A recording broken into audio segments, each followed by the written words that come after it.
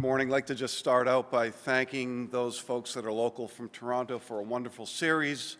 I'm the guy from Boston, and I know Game 7 was a tough one, but you still have a chance in basketball. So,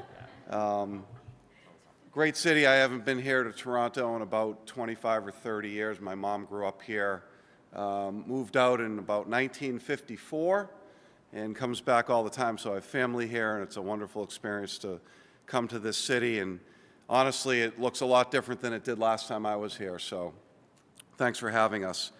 I want to talk about access, connectivity, and actually a little bit about transformation today. First question I'd like to ask just in the room is how many folks here in the room have mobile apps on their phone or use a mobile app on a regular basis? Great show of hands. Believe it or not, 4 or 5 years ago, that answer might have just been a few of you. The acceleration of technology growth in our world is just exponential. Everything we touch today has some component of technology. Your students probably have 40 or 50 mobile apps on their phone today, and they're touching that phone hundreds of times every single day. I think we can all say we're very tethered to these devices now. It's just a given. It's part of our lives. So again, let's talk a little bit about access and connectivity. As a parent, 3 of my children went through the college application process. I did myself back in 1979, attended a small business school outside of Boston called Babson College. Some of you may be familiar with that. The real process of learning about schools, accessing information, applying to schools and enrolling hasn't changed dramatically in the last 40 or 50 years. When I was going through that process, there was, of course, no internet, when probably many of us went through that process. There was no email. The main forms of communication at that point in time were print and calls, phone calls. After my 4 years at Babson, I went into the marketing communications world, working at my family's business, printing all those beautiful view books and all those beautiful admissions collateral that we now see, still in use today. And 30 years later, decided, how can we involve this sort of component in this process? Not just for the student recruitment piece, but for the access and connectivity piece for your students. For the Gen Z students that have grown up in a 100% digital world that had iPads and computers in front of them at 1 or 2 or 3 years old. So again, finished up at Babson, went into this print world. Back in the 90s, started having children, and 3 of those children went through this search, selection, and enrollment process. And my oldest, who will be 25 this year, 2 of them actually still in school, my 2 girls, one at Maryland, one at Northeastern, juniors and seniors, believe it or not, are actually from a different generation than what we call Gen Z today, born after 1997. Those, again, that grew up in this digital world. One of the things we noticed in our business back in about 2008 or 9, as I probably held my first iPhone in my hand, that there hadn't been much transformation in the process. Sure, we have the online tools to do search. We have websites now. Email certainly became very prolific in the recruiting and communication space in all of our lives. But no one was really addressing what the communication channel of preference is for the youth of today or the students today. So I think we can all agree, I keep holding up my prop, that every student under the age of 18 today lives and breathes on these devices. So what we decided to do is create a mechanism to connect students and colleges and counselors, all the constituents and parents, together in one comprehensive mobile experience we call College Interactive. We started creating the concept for this back in about 2009 or 10. We brought it to NACAC, the college fairs, et cetera, back in about 13 or 14.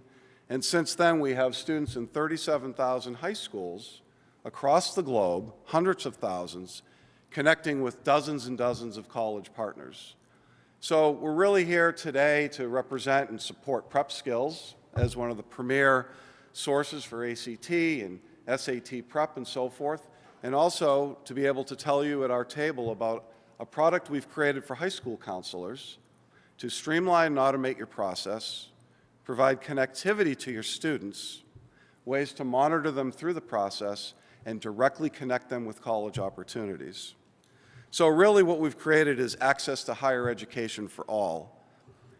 Students all have these, so they're all able to connect with you as counselors or with you as college, admissions professionals through their mobile device. But to your point, one of the things I don't want to gloss over is, although we all have lived deeper and deeper within this sort of isolated experience within our computer screens and our mobile devices, this is just the mechanism to connect talented young adults and whatever their talents are to educational opportunities where they can then come out and carry on personal conversations, really share their experiences, et cetera, but we really have to address this transformation in terms of communication today.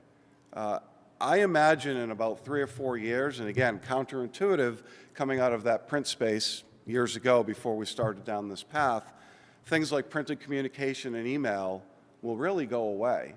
Mobile apps have really kind of embedded themselves in our lives, whether you use one for airline reservations and ticketing, Starbucks to order a coffee, Amazon to order products, et cetera, et cetera. I heard about the 4 R's earlier. I like to use the 4 E's, and this is another really important piece for school counselors to understand that a lot of students, not all, but a lot of students at the ages of 14 or 15 really have no idea what they want to do when they grow up or what their career opportunities are. So through this mobile device, we can get students excited, we can educate them, we can get them engaged, and ultimately enrolled at those colleges of their dreams. This is not just for undergraduate education as well. Master's programs, graduate degrees, business degrees, medical degrees, transfer opportunities. We create this really closed-loop ecosystem of connectivity through this mobile device. I like to use a couple of analogies just to kind of wrap up.